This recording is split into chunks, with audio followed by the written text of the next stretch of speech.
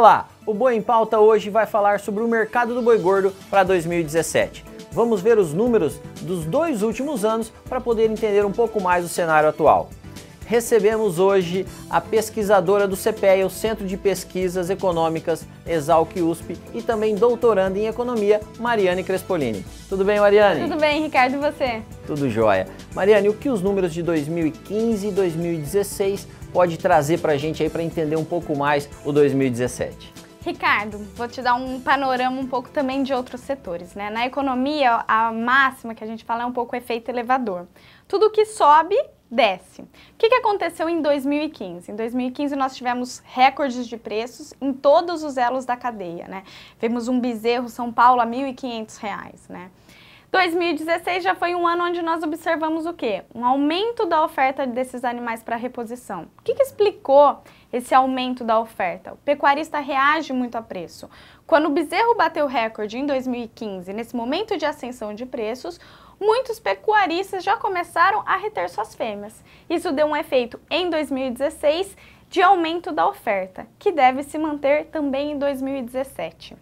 O que a pecuária nos ensina, Ricardo? Os primeiros efeitos no mercado, reposição e boi gordo, eles começam no bezerro.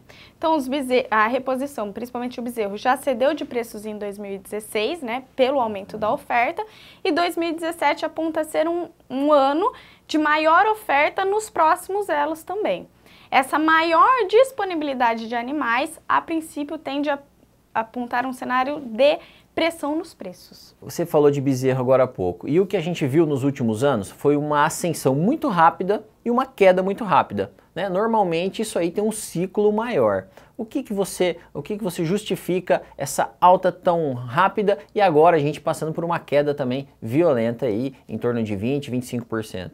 Vamos falar primeiro da alta, então, Ricardo. O que explicou essa alta, esse recorde muito rápido dos preços em 2015? Uma mudança na pecuária, né? Vou te passar uma pergunta de volta. Qual que era a nossa idade de abate dos animais há 10 anos atrás? 4 anos, né? Vamos imaginar por aí. E o que nós observamos hoje?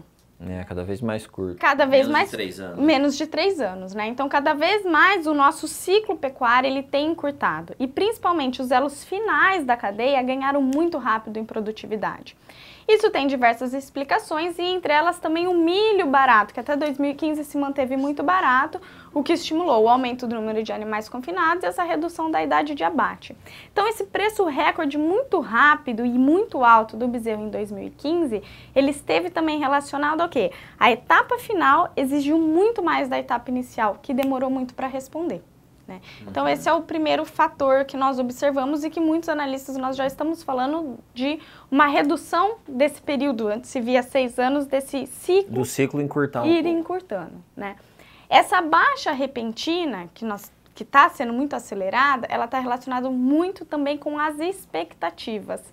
Ela não se relacionou apenas à disponibilidade, à oferta, ao abate de fêmeas. Ela se relaciona também a um cenário macroeconômico. O Brasil em crise, o consumidor brasileiro reduzindo também muito rapidamente o consumo de carne. Mas eu concordo com você, eu acho que essa questão psicológica, esse momento que o país está vivendo, está contribuindo demais com essa queda do bezerro. Eu acho que não era para tanto, pelo menos assim, num espaço tão curto de tempo, né, Maria? E aí o que acontece? Essa queda muito rápida do bezerro, ela é refletida também pela expectativa do terminador. Vamos olhar para 2016. 2016 foi um ano onde nós começamos, em abril, muitas pessoas falavam assim, o boi gordo vai facilmente ultrapassar os R$170 São Paulo, que seria uma arroba Mato Grosso de 150. Né? Então, se tinha uma expectativa muito alta, o que aconteceu no segundo semestre? Essa expectativa não se consolidou, né? Frustrou.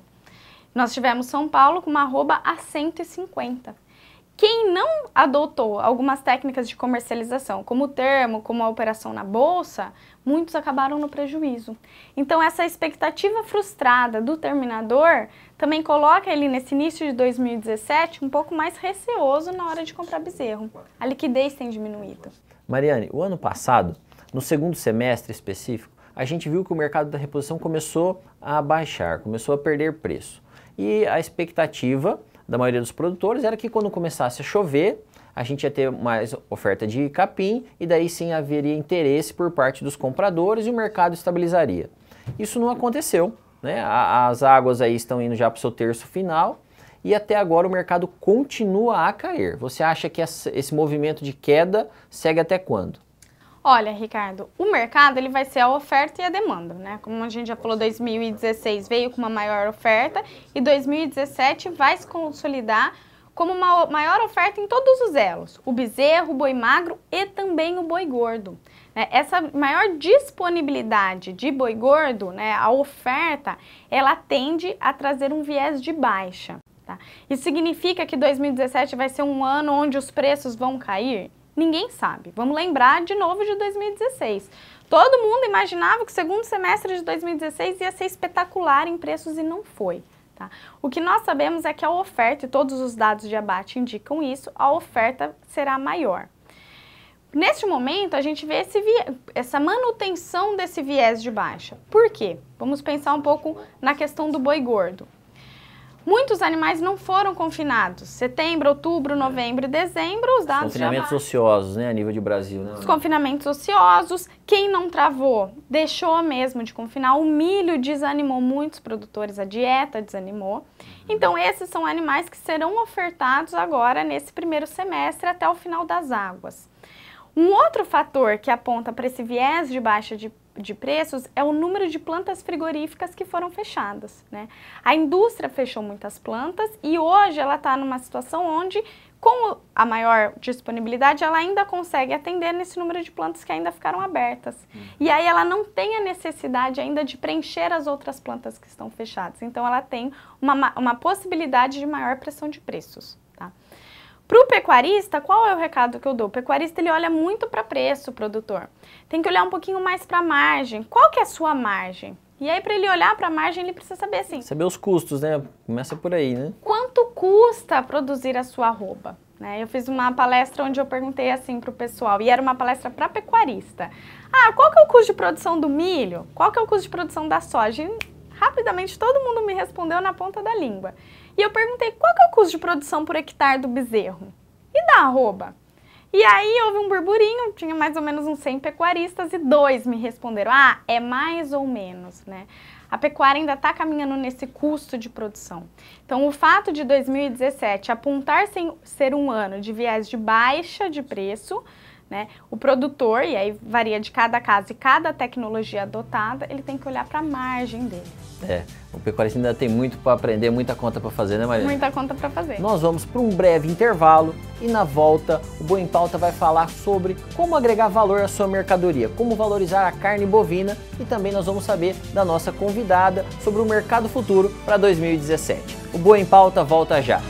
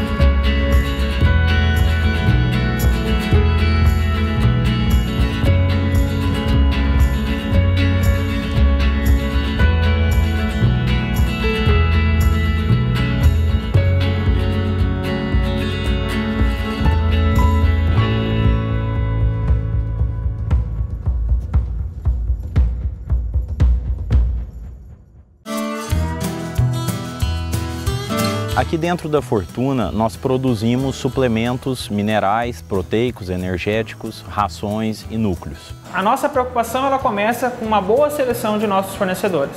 A partir do processo de dosagem, ou seja, um produto de cada vez, aí é feito pelo sistema de automação.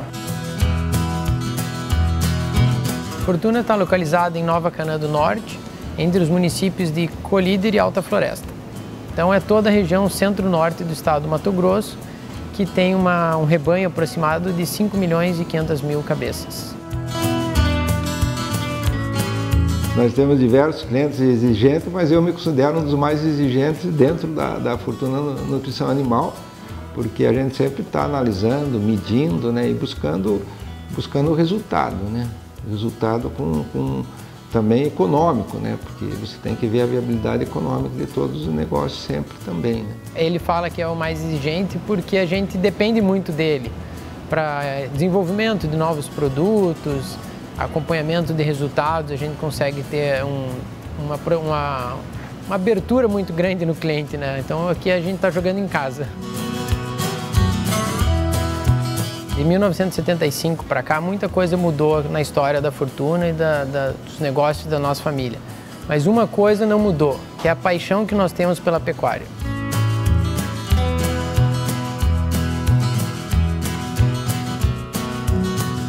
Fortuna, de produtor para produtor.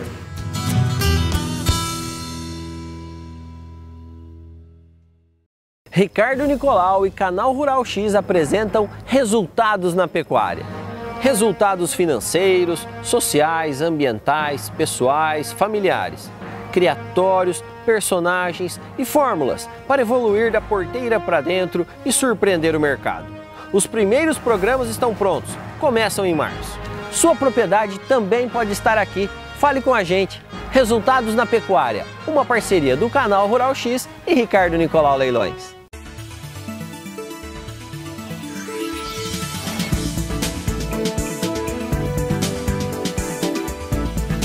O Boi em Pauta está de volta.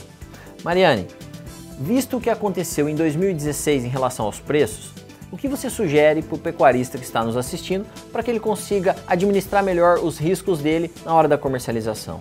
Ricardo, no outro bloco nós estávamos falando das perspectivas de preços para 2017, né? Nós estamos com uma perspectiva de viés de baixa, um aumento da oferta e uma demanda ainda em dúvida, né? Essa demanda ela vai absorver? O PIB está com uma perspectiva de crescimento de 0,5%, o que reflete rapidamente no consumo de carne bovina. Mas para o pecuarista, qual é a nossa orientação?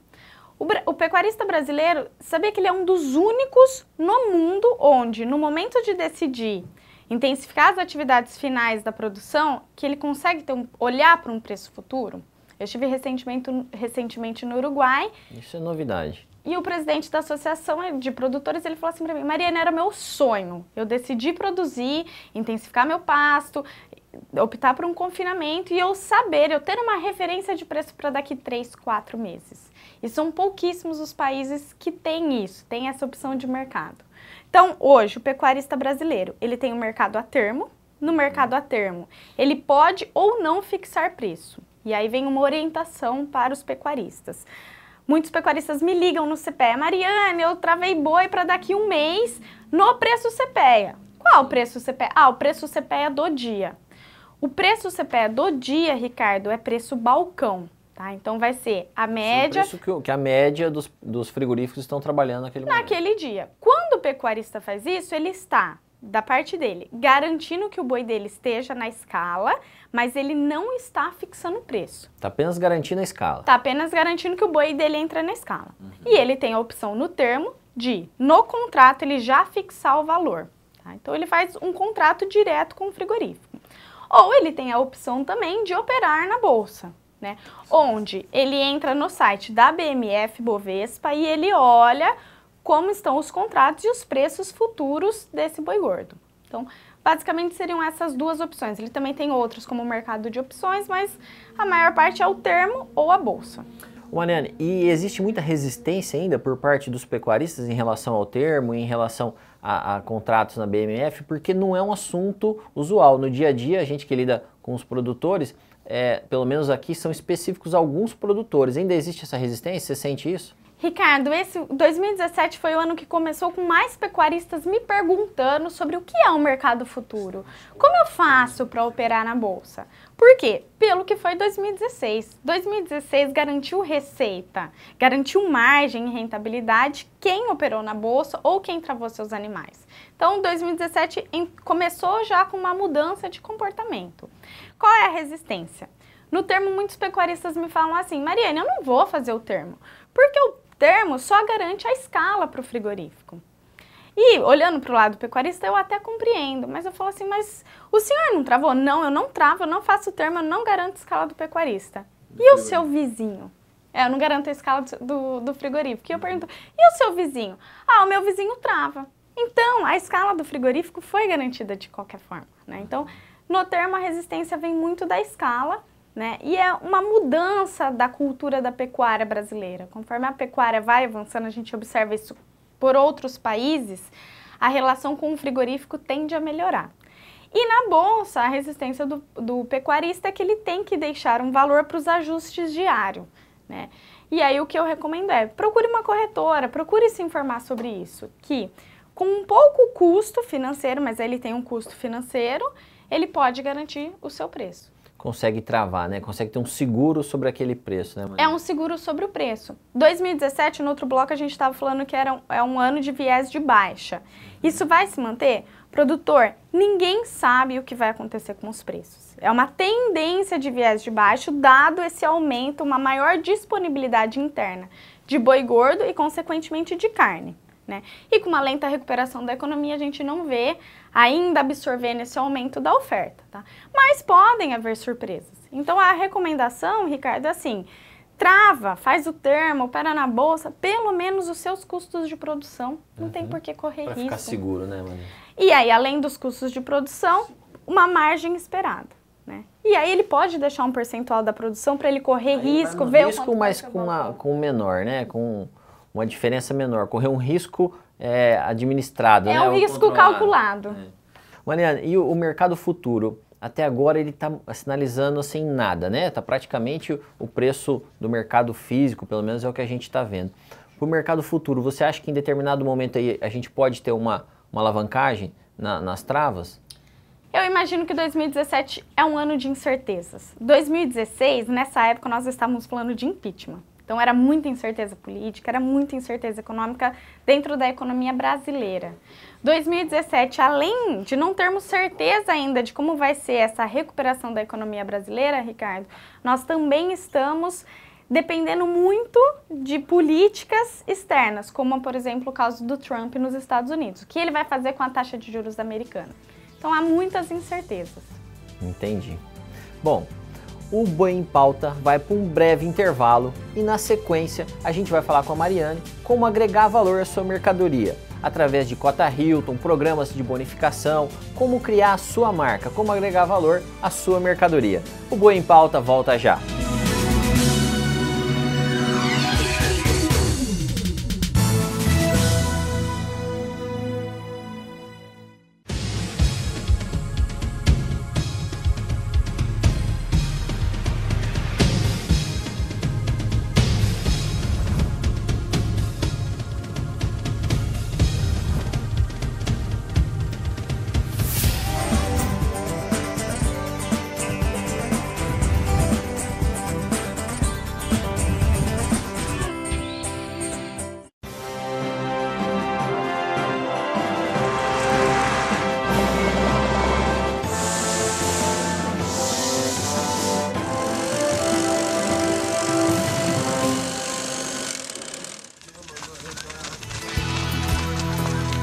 Fazemos parte do dia a dia do homem do campo. Servimos o que há de melhor em nutrição animal e nos alimentamos de bons resultados.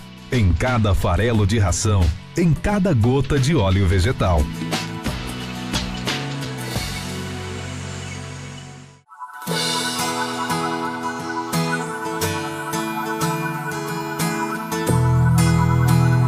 A qualidade está em todo o processo de produção, desde a matéria-prima até o produto final. O resultado disso é a abrangência do mercado que conquistamos.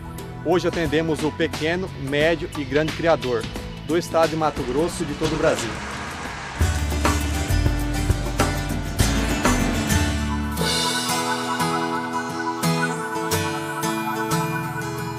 A torta de algodão é uma boa opção para o pecuarista que deseja fazer um confinamento ou um semi-confinamento na sua propriedade.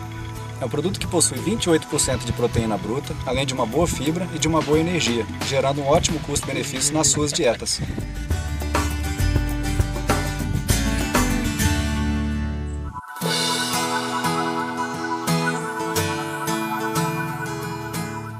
acredito que termos um laboratório próprio para fazermos as análises, o registro no Ministério da Agricultura, o CIF, são formas de comprovar a qualidade dos nossos produtos.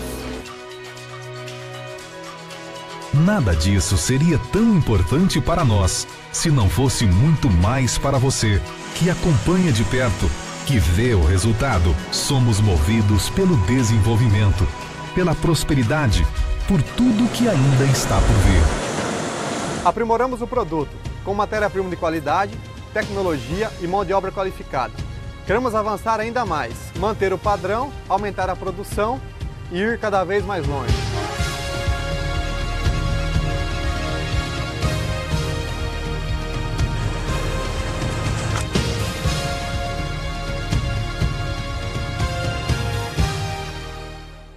Nutribio, nutrição animal e óleo vegetal.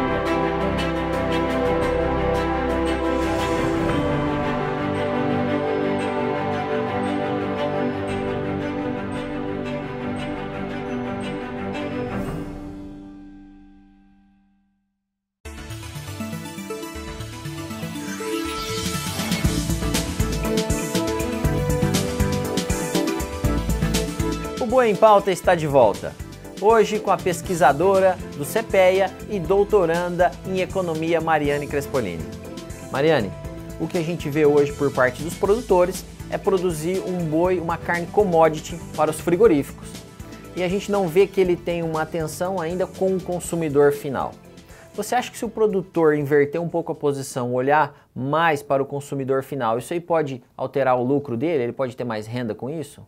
Pode alterar o lucro dele e a parceria dele com o frigorífico, tá, Ricardo? Que eu falo sempre assim, eu entendo a relação do pecuarista com os frigoríficos, dessa tensão que existe, tá?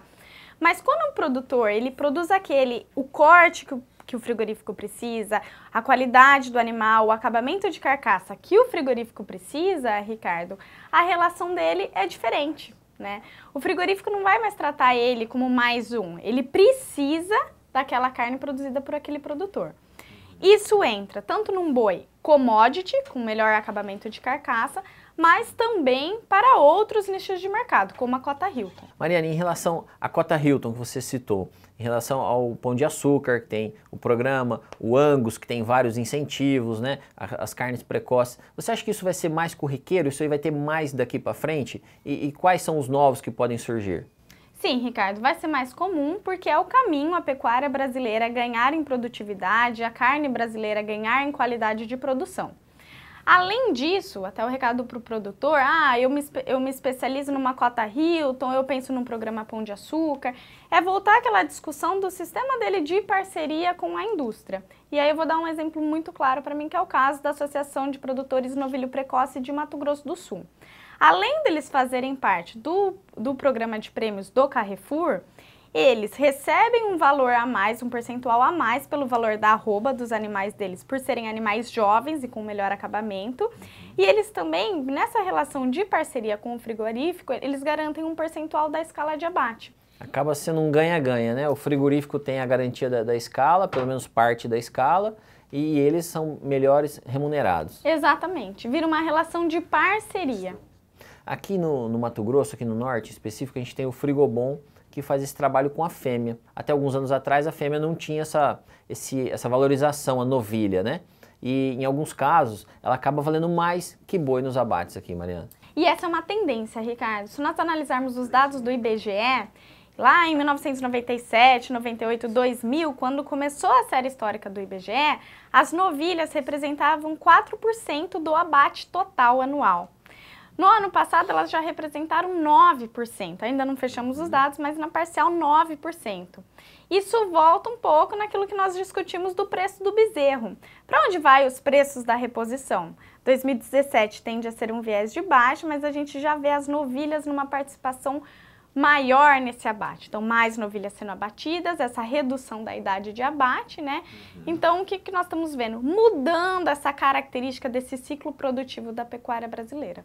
Mariane, o que a gente está vendo é a carne brasileira cada vez aí se profissionalizando, ficando melhor, e a gente está tendo um incentivo muito forte, um apoio do nosso ministro, do Blairo Maggi. Eu acho que ele tem feito um trabalho excelente, buscando novos mercados, né, nos Estados Unidos, na Ásia. O que a economia tem visto em relação a isso? Quais são os reflexos para isso?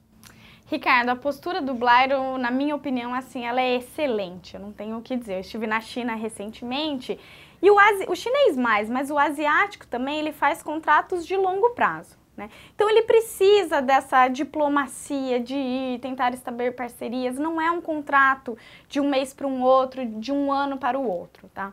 O que a China mostra pra gente, pecuarista, e é por isso que eu falo assim, não se desanime com um ano como 2017, todo mundo falando de ano de viés de baixa. Em 2015, o governo chinês liberou a lei do filho único. O que é essa lei do filho único? A população chinesa é 20% da população mundial e o governo, ele arcava com os custos de apenas um filho. Saúde, educação, saneamento de um filho. O que acontece? Na cultura chinesa, quem cuida dos pais quando os pais ficam idosos é o homem. Então, nascia uma menina, tinha a lei do filho único. Nascia uma menina, muitas meninas foram deixadas em orfanato, muitas foram jogadas fora e está ocorrendo um desequilíbrio populacional na China. Muito homem para pouca mulher. E, recentemente, o governo chinês liberou essa lei. Se o primeiro filho for mulher, o casal pode tentar mais um. Olha aí. Nós estamos falando de 20% da população mais uma boquinha, mundial, né? E aí, isso acabou de acontecer. Isso daqui vai ter um efeito em 10, 15 anos. E aí eu deixo uma provocação pro pecuarista. Onde você quer estar em 10, 15 anos, né? É 20% da população comendo mais carne. Isso porque nós estamos falando apenas da China. Para toda a Ásia, que é a expedição do Blairo Maggi, também é uma perspectiva de crescimento populacional e crescimento econômico, que demanda mais carne. Mariane, e os outros países que hoje são atual fornecedores de carne para os Estados Unidos, para a Ásia, como a Austrália, Argentina, enfim, outros países que exportam muito, como que esses países estão vendo o Brasil nesse momento? Bom, o CPE faz parte de uma rede de comparativo mundial de custos que chama AgriBenchmark, né? Tem uma reunião anual e cada país envia seus dados. Não tem país no mundo com maior competitividade em custo de produção do que o Brasil. Muitas vezes me perguntam assim, Mariane, a solução é o confinamento? Nós temos uma vantagem a pasto ainda, Ricardo, muito, muito expressiva. E o confinamento... Nosso custo de produção ainda é competitivo, É muito né, competitivo. Por exemplo, no caso da Austrália, eles têm uma vantagem que eles estão muito mais próximos da Ásia do que o Brasil. Mas se dentro da porteira, e aí o pecuarista, vem os meus parabéns, os pecuaristas têm feito muito a lição de casa, o pecuarista garante dentro da porteira, com boas relações diplomáticas, esses mercados vão se abrindo. Mariane, a nossa entrevista caminha para o final, e qual o recado do CPE aí para quem nos assiste? Pecuaristas, não se deixem desanimar pelos viés de preço de baixa para 2017. A pecuária é uma atividade de longo prazo e as dificuldades de 2017 elas podem se tornar as grandes oportunidades para os próximos anos. Mesmo que a arroba do boi gordo não esteja em patamares elevados de preço, os custos de produção também estão cedendo. E o meu último recado é, o CPE hoje levanta informações em 24 regiões do Brasil. Essas informações são levantadas com frigoríficos, escritórios de compra e venda e com vocês, pecuaristas. Sejam nossos colaboradores. Negociou, comprou ou vendeu bezerro, boi magro, vendeu boi gordo, informe ao CPEA. É isso aí, Mariane, muito obrigado pela entrevista, viu? Bem, esse é o nosso último programa antes do Dia das Mulheres, que é no dia 8 de março. Em nome da Mariane, em nome da Emiliana, a minha esposa e sócia, eu quero aqui dar os parabéns a todas as mulheres, em especial as do agronegócio, que estão cada vez mais presentes. Elas cuidam dos seus lares, dos filhos, dos maridos e agora também cada vez mais participativa nas decisões da empresa, da fazenda. O Boi em Pauta fica por aqui. Nosso forte abraço e até a próxima.